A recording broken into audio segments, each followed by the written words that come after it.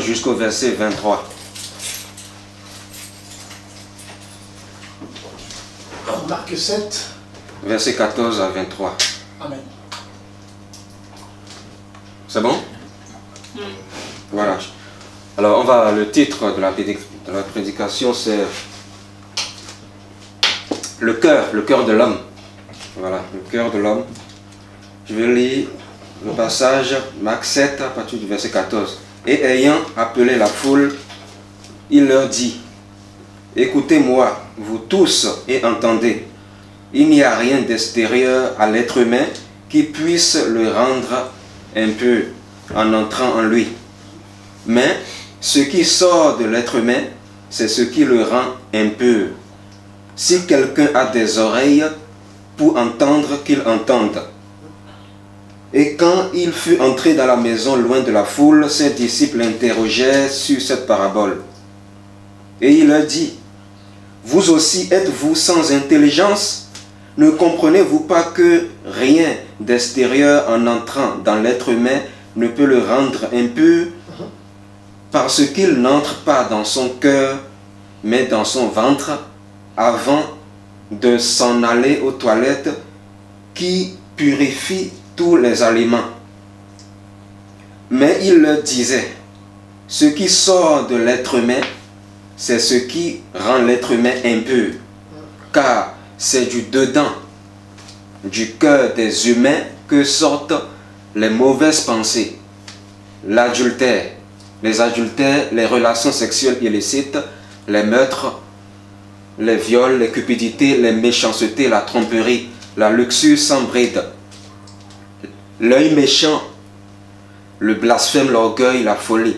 Toutes ces choses mauvaises sortent du dedans et rendent l'être humain impur.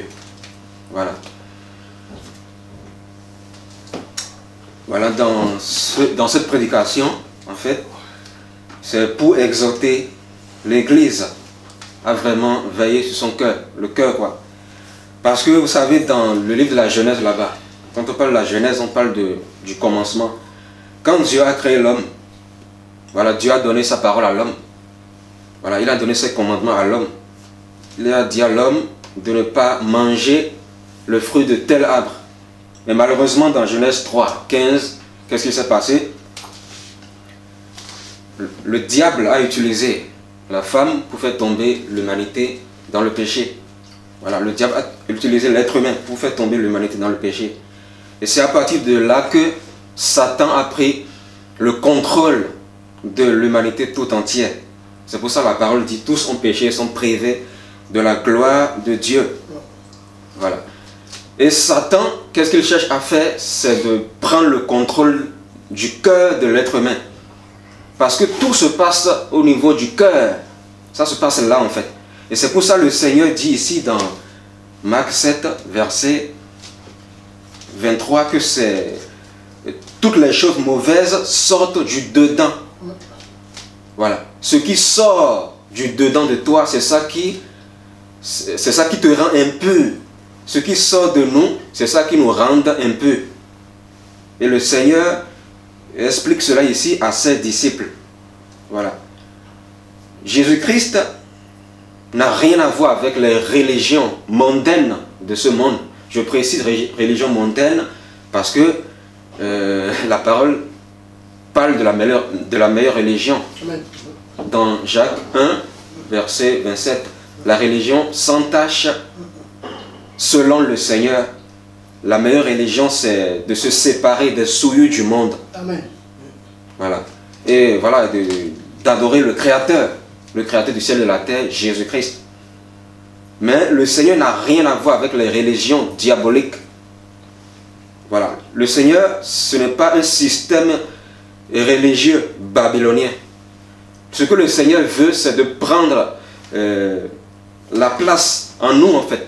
Le Seigneur veut restaurer l'homme. Il veut restaurer le cœur de l'homme. Il veut restaurer vraiment l'homme. Il veut prendre toute la place dans l'homme. Si nous voyons aujourd'hui que le mal ne fait qu'augmenter, aujourd'hui on entend dans l'actualité, voilà que telle femme a été tuée par son mari ou l'inverse, On entend des choses aujourd'hui, on entend voilà, des choses horribles aujourd'hui qui se passent dans certains pays. Voilà, les dirigeants ne s'occupent pas de la population selon le Seigneur. Beaucoup viennent au pouvoir, beaucoup veulent venir au pouvoir parce que ils sont idolâtres du pouvoir, c'est le pouvoir qu'ils recherchent. C'est-à-dire, c'est se mettre au-dessus des autres, c'est ça qui les intéresse. C'est ça qui les intéresse. Oh, Dieu a placé les autorités là pour servir le peuple. Mais malheureusement, comme l'homme est idolâtre de nature, et l'idolâtrie, ça vient du cœur de l'homme. Et c'est pour ça que Jésus-Christ s'est manifesté en chair pour nous sauver. Il s'est manifesté en chair, selon 1 Timothée 3,16, pour nous sauver, pour nous restaurer. Pour restaurer quoi en nous? Pour restaurer notre cœur. Parce que le problème de l'homme, c'est son cœur en fait. C'est son cœur. Et c'est pour ça que le Seigneur dit que le vol, la cupidité, les meurtres, les méchancetés, la tromperie, la luxure sans bride, toutes ces choses-là, la méchanceté, le blasphème, l'orgueil, la folie, toutes ces choses mauvaises viennent du cœur. Le cœur. Voilà. Et c'est pour ça le Saint-Esprit, c'est-à-dire l'Esprit de Jésus-Christ, veut prendre place dans le cœur de l'homme. Pas à moitié, mais totalement. Parce que les humains sont malades en fait. On parle là de la maladie spirituelle. Les humains sont malades. Il y a la maladie physique, la maladie spirituelle aussi. Mais les humains sont malades spirituellement. Et quand Jésus est venu, il est venu premièrement pour Israël. Mais il n'est pas venu que pour Israël. Mais il est venu premièrement pour Israël. Il est venu en Israël en tant qu'homme. Et pendant cette époque-là, les Israélites pensaient que Jésus-Christ, le Messie, allait venir pour les délivrer de l'esclavage romain. Alors que les voies du Seigneur ne sont pas nos voies. L'Éternel dit dans Ésaïe que, il dit quoi? Il dit, mes voies ne sont pas vos voies. Mes pensées ne sont pas vos pensées. Donc, comme le Seigneur était venu en Israël, les Israélites, le peuple d'Israël pensait que le peuple d'Israël qui était captif des Romains pensait que le Seigneur allait prendre des épées physiques pour tuer les Romains afin de les libérer comme ça. Non, parce que le Seigneur est d'abord venu pour régler, pour résoudre le problème de l'homme, le péché. Parce que le problème de l'homme, c'est le péché. Le péché, ça vient du cœur, en fait. Le Seigneur est d'abord venu régler ce problème-là. Parce que le mal, en fait, tout ce qui se passe dans le monde, les injustices, le racisme, l'idolâtrie, voilà, le fait que beaucoup d'enfants ne respectent pas leurs parents, le fait que beaucoup de parents maltraitent leurs enfants, tout ça, toutes ces choses mauvaises, ça vient du cœur. Et c'est pour ça que le Seigneur est venu premièrement en tant qu'homme pour nous sauver de nos péchés. Voilà, il est venu nous sauver de nos péchés. Voilà, afin que nous ayons la vie. Donc Jésus-Christ veut nous guérir en fait. La guérison au niveau de l'âme. Parce que l'être humain est malade. Il faut la guérison au niveau de l'âme. Si nous voyons dans la chrétienté, beaucoup de personnes se disent chrétiens, mais quand tu leur dis la vérité, tu leur prêches la sainte doctrine, ils se fâchent. Mais on se demande parfois pourquoi ils se fâchent. Ils se fâchent pourquoi? Tout ça, c'est un problème intérieur. Quand nous voyons des personnes dans ce monde qui n'aiment pas la vérité, ils n'aiment pas la sainte doctrine. Pourtant, c'est la vérité, mais ils la rejettent. Pourquoi? Parce qu'il y a une guérison qu'il faut mettre. Le Seigneur doit guérir leur cœur. Le Seigneur doit guérir leur âme. Beaucoup sont blessés, beaucoup ont des âmes blessées, malheureusement. Mais il faut la guérison. La guérison, et le Seigneur est venu nous guérir intérieurement. Il est venu restaurer l'homme. Voilà. Il est venu, voilà, délivrer l'homme du péché et de l'enfer. Mais, pour bénéficier de cette grâce, il faut, bien évidemment, accepter le Seigneur, Amen. recevoir le Seigneur dans notre cœur. Mais c'est quoi réellement accepter ou recevoir le Seigneur dans notre cœur? Ça veut dire quoi concrètement? En fait, recevoir le Seigneur Jésus, c'est recevoir la vérité, la saine doctrine dans son cœur. Parce que Jésus est la vérité, selon Jean 14, verset 6. Jésus est la vérité.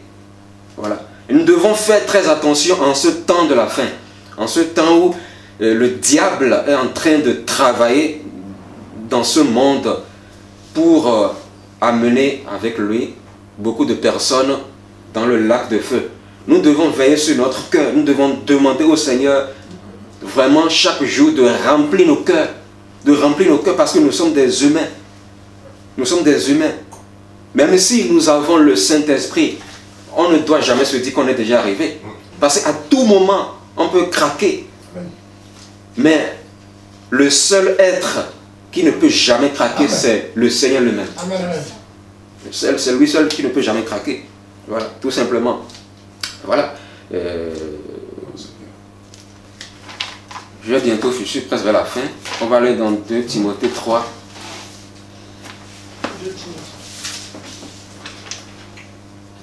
2 Timothée 3, verset...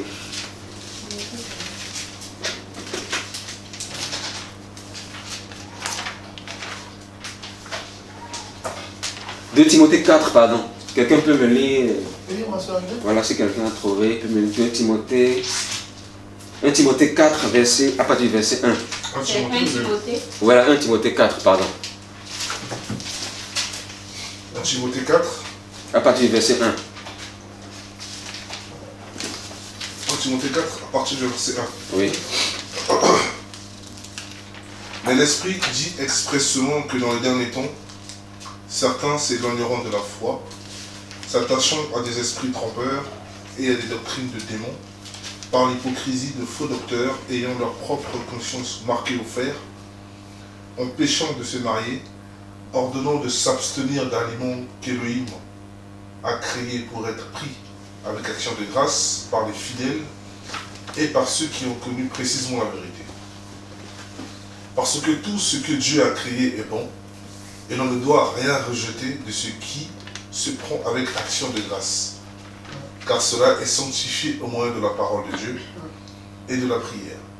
En exposant ces choses aux frères, tu seras un bon serviteur de Jésus-Christ, nourri des paroles de la foi et de la bonne doctrine que tu as exactement suivies. Voilà. C'est bon, tu peux t'arrêter là. Voilà. Le Seigneur ici nous avertit au travers de notre frère Paul, l'apôtre Paul. Il donne des conseils ici à Timothée. Il dit à Timothée, attention, dans les derniers temps, il y aura beaucoup de faux enseignants, de faux docteurs qui vont égarer beaucoup de personnes. Et c'est ce que nous voyons actuellement en ce temps de la fin. Beaucoup sont déjà marqués par le diable dans leur conscience. Beaucoup ont déjà reçu la marque de la bête dans leur conscience, de façon spirituelle, bien sûr. Et nous devons veiller et prier pour ne pas se laisser avoir par les fausses doctrines. Parce que quand une fausse doctrine entre en toi, et quand ça se régularise, tout le temps, tu entends des fausses doctrines, voilà, ça devient le formatage. C'est ça le formatage. Et ton cœur commence à être rempli de ça, de la fausse doctrine, les fausses doctrines. Et après, la délivrance après devient difficile. Là, c'est compliqué en fait. C'est pour ça qu'en ce temps de la fin, le Seigneur nous avertit ici. Il nous demande de faire très attention. Nous devons veiller et prier. Nous devons faire très attention parce qu'il y a beaucoup de faux docteurs envoyés par le diable pour égarer les autres. Leur mission, c'est d'égarer les autres. Parce qu'ils sont là pour servir le diable. Ils sont en mission pour Satan. Et c'est pour ça que nous devons veiller en fait. Nous devons veiller. Voilà. Nous voyons aujourd'hui beaucoup de personnes s'attachent à la dîme. Ils sont tellement accrochés à la dîme parce que, vous savez pourquoi? C'est à cause de l'amour de l'argent, la cupidité. Et le Seigneur a dit quoi dans Marc 7? Comme nous avons lu au début. Le Seigneur a dit, la cupidité, ça vient du cœur de l'homme. Le Seigneur dit, toutes ces choses-là, la cupidité, etc., ça vient du cœur de l'homme. Donc, si nous voyons des gens s'accrocher à la dîme, alors que Jésus a aboli la dîme dans Hébreux 7, c'est parce que ces personnes-là, ces chrétiens qui s'accrochent à la dîme, qui veulent payer forcément la dîme aujourd'hui, en fait, pour eux, la bénédiction, c'est le matériel. Le matériel, tout ça, l'argent. Voilà. Et tout ça, c'est un problème au niveau du cœur de ces chrétiens-là. Beaucoup de chrétiens aujourd'hui ont un problème au niveau de leur cœur, mais ils ne s'en rendent même pas compte. Ils ne se rendent pas compte parce qu'ils ne se remettent pas en question. Quand nous lisons 2 Corinthiens 13, 5 là-bas, le Seigneur dit « Examinez-vous vous-même pour savoir si vous êtes dans la foi. » Quand on parle de la foi, on parle aussi de la saine doctrine. Parce que la foi biblique, c'est se soumettre à la saine doctrine de notre Seigneur Jésus-Christ, tout simplement. Amen. Voilà. Voilà, c'est l'exhortation que je voulais faire. Voilà, j'ai fini. Voilà, je ne sais pas s'il y a des questions. J'avais juste une question à poser par rapport au cœur. Le cœur ici, c'est pas le cœur même, c'est l'âme. Oui, le cœur c'est l'âme. Voilà. Le cœur c'est effectivement l'âme en fait. Quand Jésus est venu sauver notre âme, premièrement. C'est ça que je voulais demander aussi. Parce que j'avais noté, comme on dit, monsieur, voilà, que nous devons veiller sur notre cœur et que Jésus veut guérir le cœur, l'âme. Je voudrais comprendre le cœur, l'âme. C'est guérir le cœur ou bien guérir l'âme et les deux. Voilà. Le cœur en fait c'est l'âme en fait. C'est l'âme. C'est l'homme intérieur. C'est le vrai homme en fait. C'est le vrai homme. Voilà. L'homme intérieur. L'homme intérieur. Voilà, c'est. C'est vrai que je pense. Ce n'est pas le cœur physique. Voilà, ce n'est pas ce cœur physique là. Voilà, quand on parle du cœur ici, on parle de l'âme, l'homme intérieur. C'est clair. L'homme intérieur, ce n'est pas l'esprit de l'homme. L'homme spirituel, l'esprit de l'homme aussi. L'esprit. J'ai pas compris. L'esprit de l'homme. En fait, l'esprit, ah ok. Oui, c'est l'homme intérieur, c'est vraiment toujours des ça. En fait, l'homme est composé d'un corps, d'une âme et d'un esprit. L'esprit, c'est tout un corps. L'esprit là, de l'homme là, c'est pas le Saint-Esprit, mais c'est voilà, un esprit que le Seigneur a mis en lui. Et c'est avec l'esprit que tu te connectes au Seigneur. Tu vois, dans l'esprit en fait. C'est pour ça que la parole dit qu'on doit adorer Dieu en esprit. C'est pour ça que l'âme, ce n'est pas la même chose que l'esprit. Quand il faut adorer Dieu, il ne faut pas l'adorer avec l'âme, sinon avec l'esprit. Ce que tu dis, l'homme intérieur, c'est l'esprit. En fait, c'est dans l'âme qu'il y a les émotions. Voilà, c'est dans l'âme que tu peux aimer quelqu'un. Les sentiments, les émotions, tout ça, ça se passe au niveau de l'âme. Tu vois, tu as compris? Voilà. Mais l'esprit... L'âme, en fait, si on visualise, il y a le corps qu'on voit, la chair, et il y a l'âme qui est au milieu, et à l'intérieur, c'est l'esprit, l'homme spirituel. C'est ça qui... Oui, l'homme, c'est un être spirituel, à la base, parce que l'homme est composé d'un esprit, d'une âme et d'un corps, en fait. Voilà. L'esprit, l'âme et le corps. Donc l'esprit, en fait, doit, une fois qu'on est sauvé, l'esprit, Dieu l'a... Oui, on est... Voilà. A mis notre esprit, parce qu'il n'est pas parfait, l'esprit. Jésus est mort à la croix. Mais c'est là qu'il faut qualifier. Et sa mort nous a régénérés par la foi au niveau de l'esprit. Nous sommes régénérés dans l'esprit. Donc l'esprit n'a pas besoin de se régénérer. Il est déjà régénéré. C'est l'âme. Oui, l'esprit est régénéré au travers de l'œuvre. À la conversion de l'esprit. À la conversion. C'est l'âme qui a besoin d'être guérie avec le temps. En fait, donc l'esprit, déjà ça va. Il ne faut pas qu'on travaille sur son esprit. En fait, aujourd'hui, comme le frère l'a dit, nous aujourd'hui, ce qui est parfait en nous, c'est notre esprit humain. Vous voyez? Parce que si notre esprit humain n'était pas parfait, nous n'aurions pas le Saint-Esprit. Alors le Saint-Esprit habite en notre esprit. Maintenant, dans notre esprit humain, après il y a l'âme. L'âme, c'est comme il l'a dit, c'est nos émotions, en fait, notre éducation, tout ce que notre culture, en fait, ce que nous sommes, le plus de naissance qu'aujourd'hui, c'est au niveau de l'âme. Ce qu'on t'a appris, tout ça, c'est ça qui fait qu'aujourd'hui, même les blessures du passé, c'est dans l'âme. Encore l'homme, l'esprit est sauvé, mais l'âme a besoin d'être, dans les blessures, a besoin d'être encouragé. Voilà. Donc, comme le frère a dit, c'est important. Il y a deux notions dans la doctrine. Quand on parle de l'esprit, on peut se parler de l'âme. C'est la même chose parfois, parfois c'est pas la même chose. Voilà. Par exemple, 1 Corinthiens 5, comme le dit, il y a l'homme, l'esprit, l'âme et le corps. Mais l'homme intérieur, comme on a dit, c'est l'esprit et l'âme. C'est ça que l'homme intérieur. L'homme extérieur, c'est l'enveloppe. Quand l'homme extérieur sera détruit, quand le cœur, comme on dit, c'est pas le cœur physique. Sinon, vous imaginez un peu, si on disait que c'est le corps physique, c'est-à-dire que ceux qui meurent là, sont détruits. Parce que le cœur physique finit par aussi par devenir poussière. En fait, c'est l'homme intérieur que le Seigneur voilà, vient régénérer. Et cet homme intérieur, s'il persévère jusqu'au bout, il va hériter du coup d'un corps glorieux. C'est-à-dire qu'il aura un esprit, une âme et un corps, mais ce ne sera plus ce corps, celui-là, ce sera un corps que Jésus aura. Donc pour avoir ce corps que Jésus a aujourd'hui, c'est à lui de persévérer jusqu'au bout. Et le corps, il est là, il est promis à ceux qui iront jusqu'au bout.